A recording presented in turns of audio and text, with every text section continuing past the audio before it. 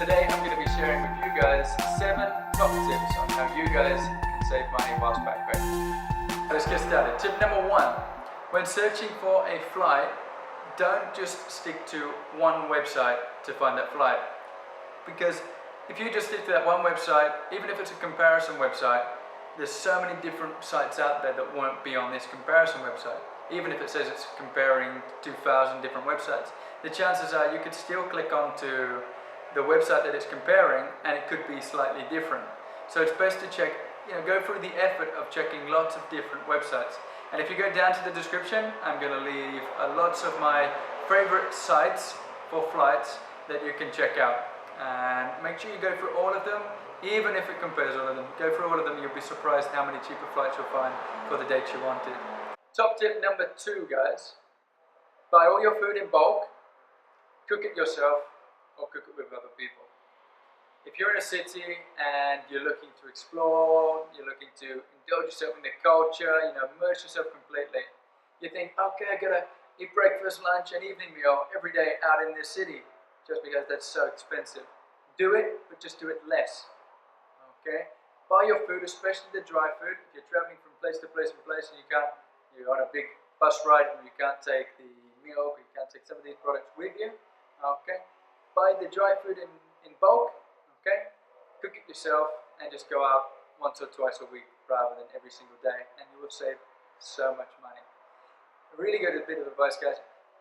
If you're around at the hostel, for example, and there's other people cooking or looking to cook, or you know someone else in the hostel or wherever you're traveling that are looking to also save money and they're on a budget, ask them if they want to go halves with it. Or cook together. Whatever you're cooking, maybe you cook today and they cook tomorrow, or however long you are together. If you're traveling with someone, work all this out on a bit of pen and paper, and trust me, you'll save so much money. You could even eat 2 or 3 meals a day on just €3. Okay? So, really bit of advice. Eat less, buy your food in bulk. This leads me on to my next top tip, number 3, which is when traveling out in a city or in a town, just take €2. And you think, oh, that's a bit crazy. Well, if you just take €2, then the maximum you can spend out of your pocket is €2. Okay, the reason why I say €2 is because €2 is enough to get that bottle of water. If you're walking in a hot country, or you're walking around for a long time, trekking, or doing some sort of activity or adventure, then you might need that bit of water. Okay, plan out your day, and perhaps you're doing some sort of activity for that day where you've spent a little bit of money and you need to take that money for that activity. That's fine. But if you're just walking around, generally just having a little look, just take €2. Because trust me guys, if you've got 20, 30 or 40 euros in your pocket and you see that t-shirt or you see something that you want to buy, you will probably buy it. Okay, you'll probably spend it. No matter how much you're thinking, oh yeah, I've got a bit of a budget, but you love that t-shirt, you're going to buy it. Okay, so big tip, just €2 a day and you can get that bottle of water if you need it, and you don't spend any more than you want to.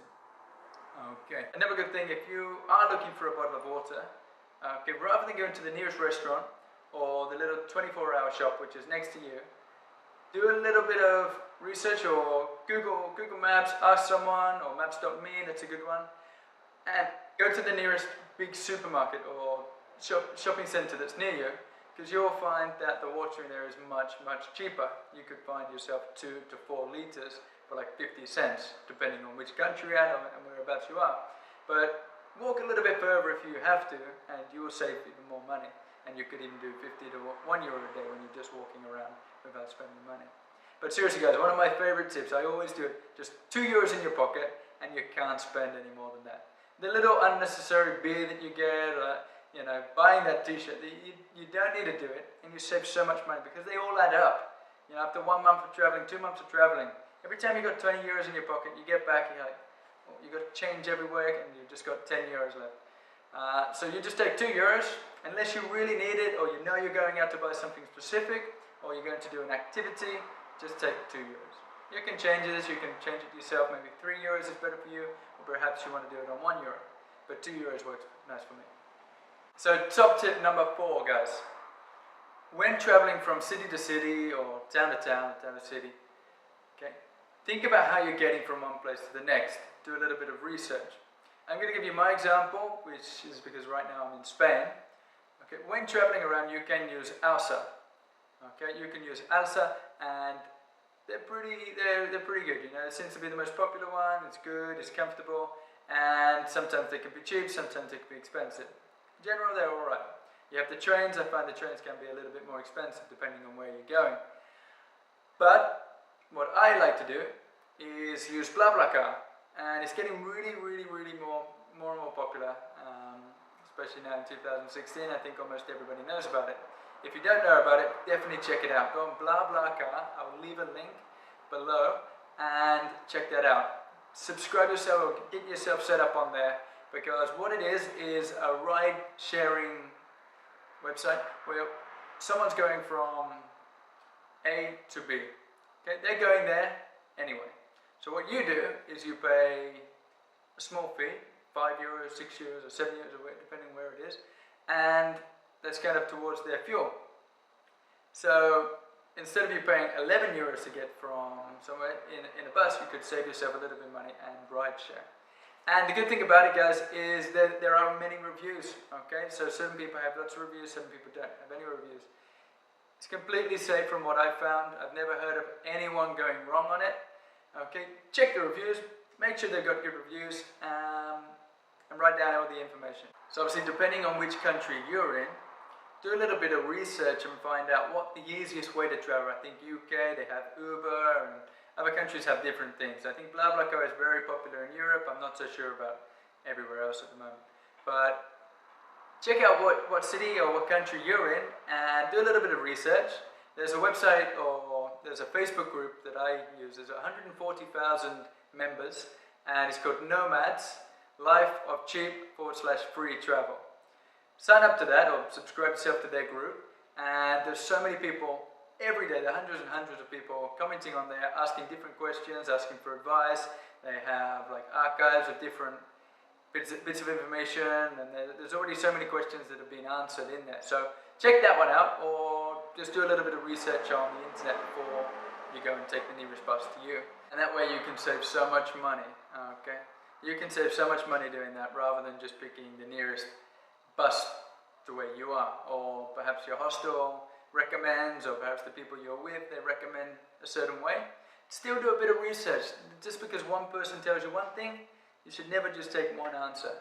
You know, question the answer and also go and do your own research. It can be a lifesaver, just saving €2, €3 or €5 on a bus ride. If this adds up throughout the week, then you've got enough money for a room for the night. Okay. Top tip number 5. Hitchhike. Dun, dun, dun. Okay, when you say the word hitchhike, everybody throws comments saying, "Oh my God, I can't hitchhike, it's so not safe, it's this, it's that, it's that." Hitchhiking is great, okay? I'm going to just throw to you straight away this website. It's called Hitchwiki. I believe it's hitchwiki.org. I'm going to leave a link here or below. I'm going to also leave a link in the description. Hitchwiki.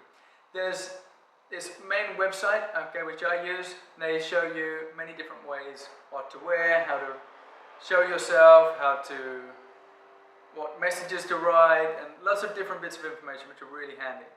There's also a really good thing that I've been finding out lately, that if you take a picture of their license plate, or just write down their license plate, and quickly send that license plate over to your friend or family member or someone you're traveling near, send that over, and someone has their license plate written down.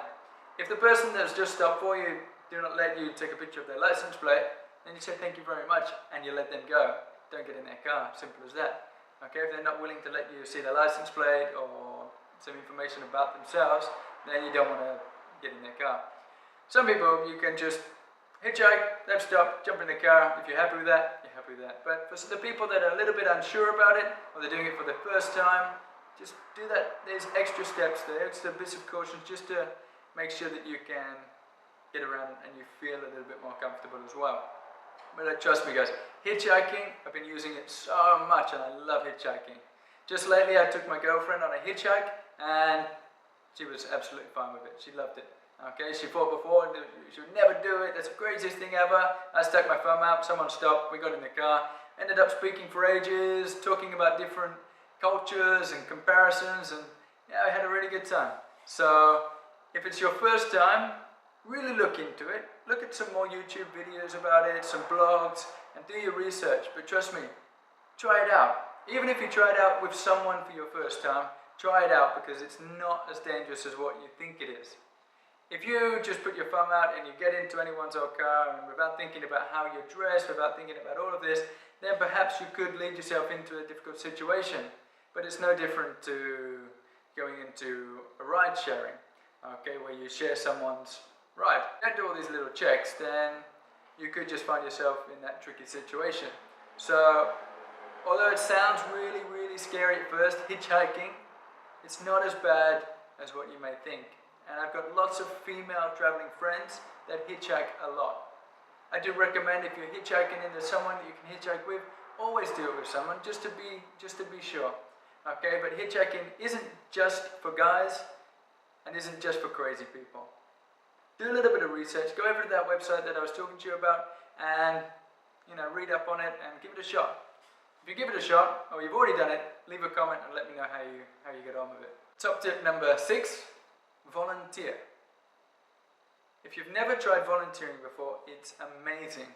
I spend more time volunteering than I do in hostels or in Airbnbs or even couchsurfing.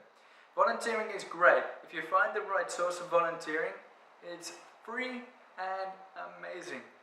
Okay, one of the best ways I find to learn about the area you're in, the culture around the area you're in, and saving yourself money as well.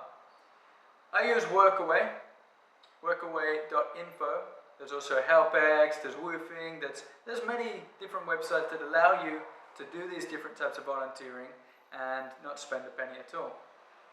Not all of them, for example, Workaway, not all of them are free, so you do have to check the host that you're talking to, check that all of the meals are included, work out your time that you need to work, and that's perfect. Okay, that's all you need to do. Next thing all you need to do is arrive at the location. Sometimes they even pick you up or you organize something between yourselves. But volunteering is a great way of learning about the culture you're in, learning some new skills. Maybe you do some building work, some cleaning, some gardening, and you've also then built up your CV. So volunteering is great. And you also meet locals, you go out to the bars, you can still go to a hostel, you can still go to meetups. Okay?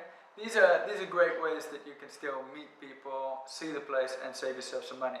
So you don't always need to just hostels and just Airbnbs. It's a great way of meeting other like-minded backpackers, but if you're trying to budget and get around, you can still meet these backpackers in different ways. I'm going to do on the next video, a whole video about how to meet new people.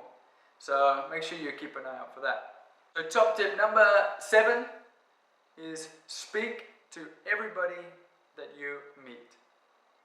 It sounds so simple, it sounds so obvious. I mean, how is this going to save you money? How is this a travel tip? Trust me, when you speak to every single person you meet and you share your story or you listen to their story, it leads on to something.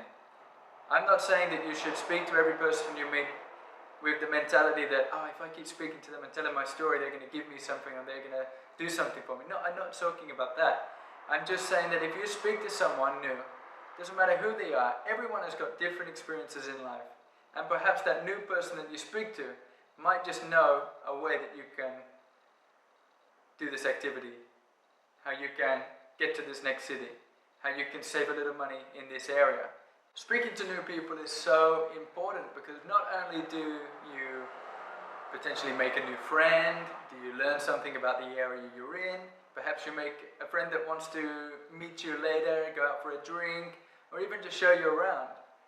Most people are social, we are social beings.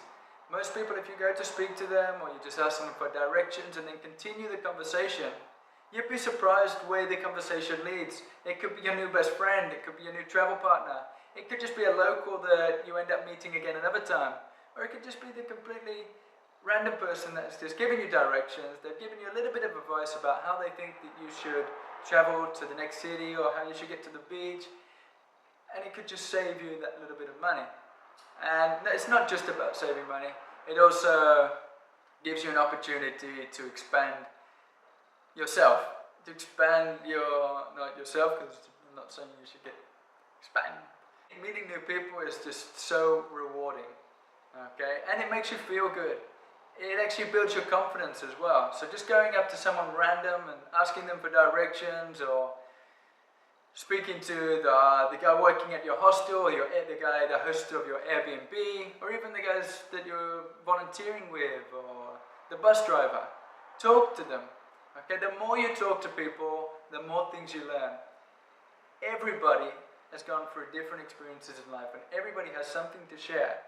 Learn how to speak to people, and trust me, just speaking to people can also be one of those top tips that will help you save some money.